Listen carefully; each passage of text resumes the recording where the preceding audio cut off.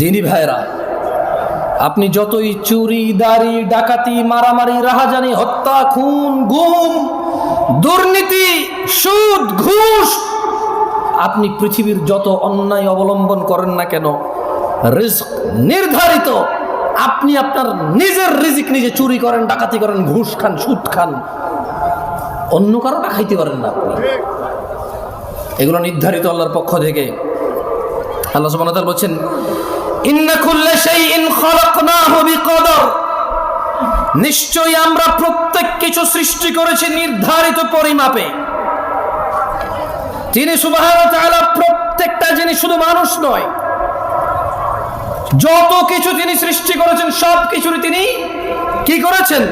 তিনি সুবহানাহু ওয়া তাআলা এটাকে পরিমাপে সৃষ্টি করেছেন, নির্ধারিত করেছেন সবার জন্য কে কি পাবে, কতটুকু পাবে, কখন পাবে, কোথায় পাবে, ইভেন কে কোথায় জন্ম নেবে, কে কোথায় মরবে, প্রত্যেক জিনিস নির্ধারিত। ভাইরা আমার, দিনী ভাইরা,